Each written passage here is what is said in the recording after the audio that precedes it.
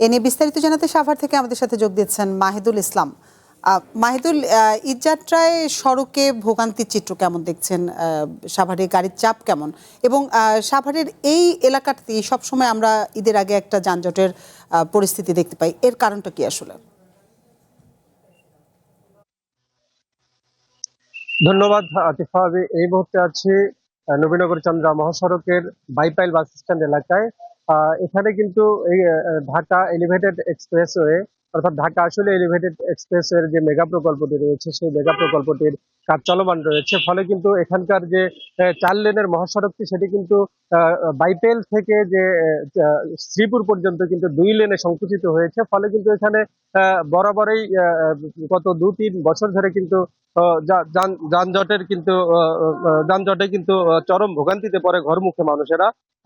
আমরা আরেকটি বিষয় জানিয়ে রাখি, আগামী রবিবার থেকে কিন্তু আহ, ঈদুল আজহার যে ছুটি সেটি কিন্তু কার্যকর হবে। ফলে কিন্তু এখানে যে শিল্পাঞ্চল সাভার, সেই শিল্পাঞ্চল সাভারে কিন্তু প্রায় 1/2 কোটি পোশাক শ্রমিক সহ বিভিন্ন শ্রেণী পেশার মানুষ কিন্তু এখানে কাজ করেন।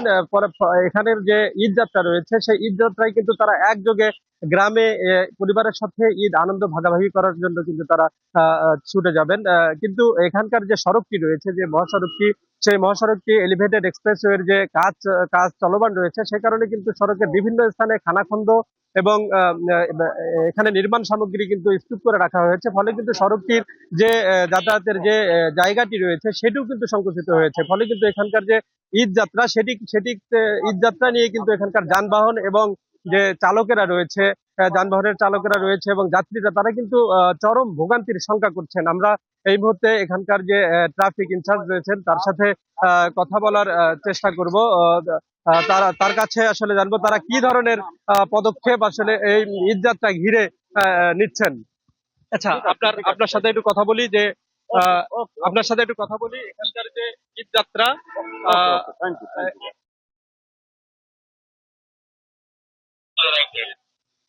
ধন্যবাদ। ঈদ যাত্রাকে কেন্দ্র করে প্রতি ঈদের মতোই আমাদের এবারেও যে স্পেশাল ডিপ্লয়মেন্ট সেটা থাকছে। এর পাশাপাশি এখানে যে একটা মেগা প্রকল্পের কাজ চলমান, এই কারণে এই এলাকাটাতে সবসময় যানজট থাকে।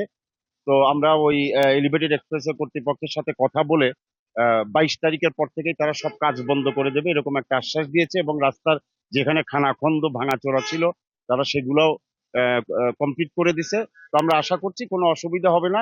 আর কিছু স্বেচ্ছাসেবী কিছু সংগঠন ঈদের আগে সাধারণত আমাদের পুলিশের পাশাপাশি কাজ করে, তো তাদের স্ট্রেংথটাও যখন আমরা পেয়ে যাব এরপর থেকে আমাদের কাজটা সহজ হয়ে যাবে। আশা করি ওরকম কোনো যানজট হবে না ইনশাল্লাহ।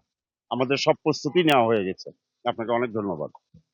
আর আপনারা যেমনটি শুনছিলেন যে এই আহ, নবীনগর চন্দ্রা মহাসড়কের যে বাইপাইল বাস স্ট্যান্ড রয়েছে, এখানে কিন্তু এখানকার প্রশাসন আমাদের যেমনটি জানিয়েছেন যে এখানে অতিরিক্ত পুলিশ এবং স্বেচ্ছাসেবী নিয়োগ দেওয়ার কথা রয়েছে। সেগুলো যদি নিয়োগ দেওয়া হয়, তাদের নিয়োগ দেওয়ার পর কিন্তু এখানে তারা যেমনটি বলছেন যে এখানকার যে যানজটের যে ভোগান্তি সেটি একটু হলেও কমবে বলে তারা আশ্বাস দিয়েছেন। মাহিদুল্লাহ, আমরাও আসলে সেই আশ্বাসটাই রাখতে চাই যেন সড়কে এবার ভোগান্তি না থাকে। আপনাকে অসংখ্য ধন্যবাদ আমাদের সাথে যোগ দেওয়ার জন্য। সাভার থেকে ঈদযাত্রায় সড়ক পরিস্থিতির সবশেষ তথ্য জানাচ্ছিলেন মাহিদুল ইসলাম।